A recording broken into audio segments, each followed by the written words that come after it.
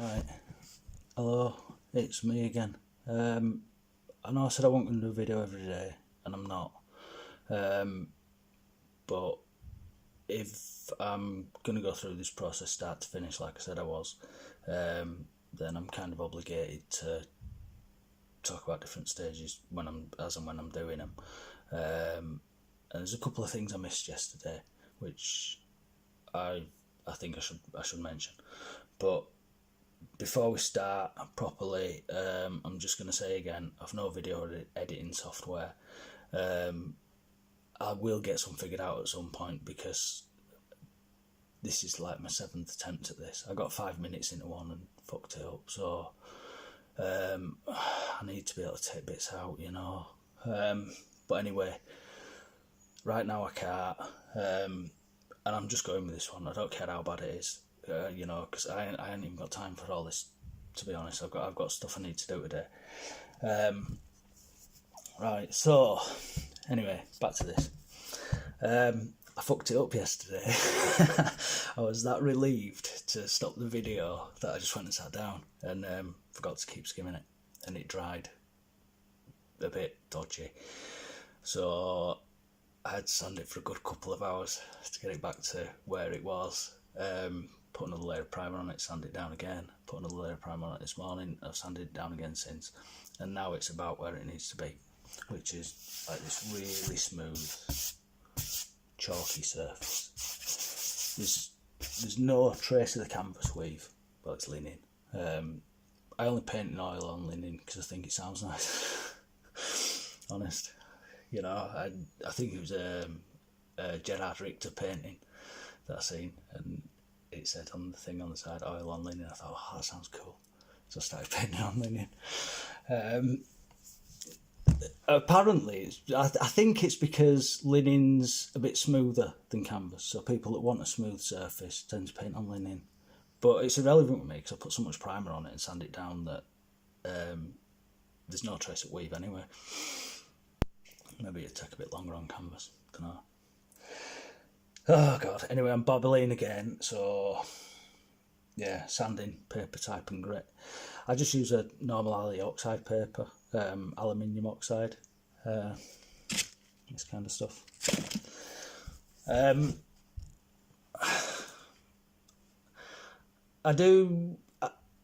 tend to sand the first couple of layers dry, and that's with like a sort of 40 grit, 60 grit. You're just looking to kill any fibres that have got the first couple of coats of gesso. You want to water it down a little bit, just so it seals into the canvas, about 5-1. But what that'll do is any little fibres will get soaked in it and they go rock hard. So you want to be killing all them, and then once you've got a primer layer, then you need to sand it to get that key, like I was talking about yesterday. Pressure and block use I've got written down. Yeah, I don't use a block. I like to be able to feel the pressure through my fingers as you're sanding it. It's quite tactile. But yeah, ultimately I'm looking for this chalky smooth surface. I feel like I'm talking shite.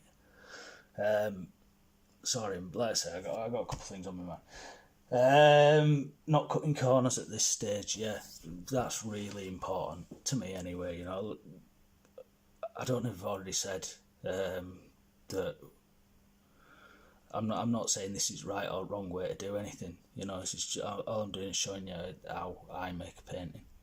You know, and if you want to have a crack at it, feel free. You know, you might want to watch a few videos, get a few in first before you have a crack at it, because you might think, fuck that, that's just ridiculous. It takes an absurd amount of time. But, you know, you might have a lot of time on your hands. Fancy a challenge, you know.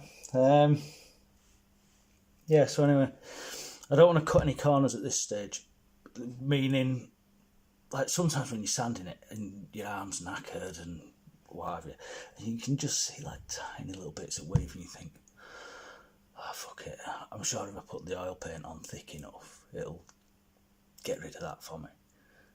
And it done.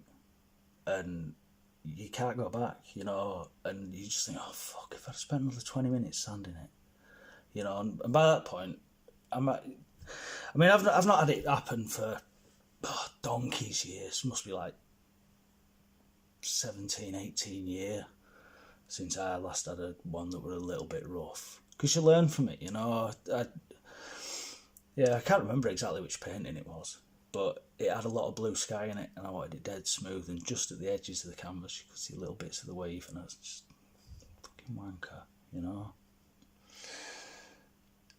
But yeah, and then another, sorry, I know this is all over the place, but like I said, you know, I've no video editing software. I'm not stopping this one. I'm 6 minutes in, you know.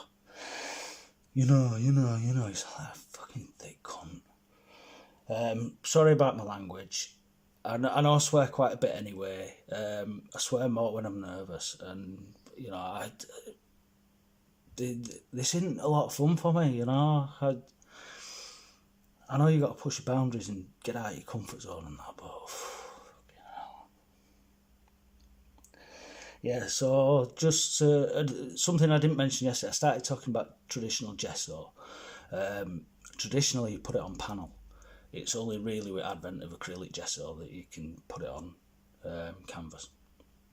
Normally you just use like the spirit-based oil primer with the rabbit skin glue seal that I talked about yesterday. Reason you seal the canvas is because spirit-based paints will rot the canvas, so you need to seal it with something.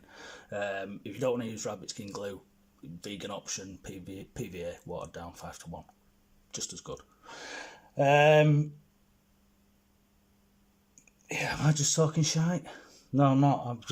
I think I've clarified. Have I said everything there is to say about preparing it? I think so. Yeah, like I said, did I say yeah, about 8 to 10 hours to get to this stage. That's including, you know, cutting the wood, making the frame, putting beading on it, stretching the linen, all that. But then we get to here, and this is a good place to be. You know, it's all smooth, it's ready to go. So next thing I'll do is put in a drawing on it, a line drawing.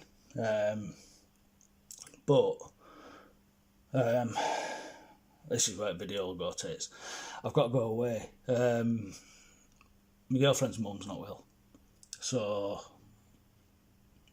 and she's away with her mum at the minute, and she's finding it a bit rough and what have you, so I'm going to go up, see if I can be useful. Probably can't. But what? Dickhead.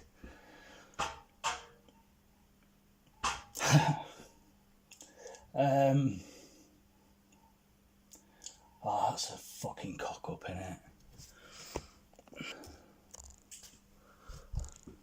Right. I hope I'm just being paranoid and that wasn't as bad as I think it was. I'm just going to kind of do end of this, and then I think I'm just going to upload it. I think if I watch it back, I know I won't, but that's probably a fucking good idea then, isn't it? You know, watch it back and think twice about uploading it. But like I said, I ain't got time, you know. Yeah, stuff to do, you know. But anyway, yeah, so I was just going to say briefly that I'm going to take this with me, because chances are I won't be any fucking use to anybody, you know, apart from shoulder to cry on that. So I'm going to take this, I'm going to take me steel ruler, I'm going to take a pencil, obviously, because I'm going to be drawing onto it first, but I'm going to take some paint just in case. I mean, I'm only going to be up there for a couple, 3 days. And I'm taking this one as well, a little panel that I've prepared, so I might end up just working on that instead. I don't think I'll video that one, if you don't mind, you know. I'll just stick with this one. We'll just do this start to finish and then call it quits, yeah.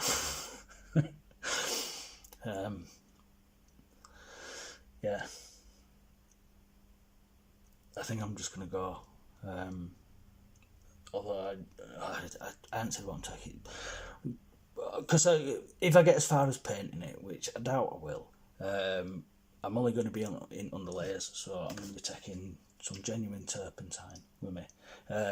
Not turpentine substitute, not white spirit, not, well, I might take a bit of white spirit to clean my brushes, but if you're going to dilute your paint with it, oil paints this is, by the way. It's all my work's oil paint. Yeah, genuine turpentine for that. You can buy like a lot of the company, like, I'm not going to name names. Fucking hell, this is getting really bad, isn't it? Oh God, should we leave it on? Yeah, all right. Yeah, I just use genuine turpentine. Stuff for selling painters, decorators, supplies. It's fine as long as it's genuine turpentine. It doesn't need to be some art brand. You're probably paying about 5 times what it's worth if it's got the right label on bottle or wrong label on bottle. You know what I mean? It's exactly the same stuff inside it. So I'm taking that with me to thin my paint. I'll go a bit into all fat over lean and all that, but that's lean basically, and fat goes over it. So bottom layers just need a bit of terps. And I'm only going to take a tube of white paint, tube of ultramarine blue, raw umber. I might take a little bit of black with me. Some people say you shouldn't use black. They don't know what they're on about. I didn't use black for years. You know, it's not vital. It's fucking useful. So, yeah, I'm going to take that with me. And my little pot, what Anna made me, which I keep me, which used to put my terps in, and a bunch of brushes. Got a couple of big ones in there. And my fan brush, my trusty fan brush. I've had that nearly 20 years. You just use that for softening. I might talk a bit about brushes in another video, maybe. Yeah, I'm going to stop this. I'm sure you're fucking delighted to hear that. Cheers. Bye.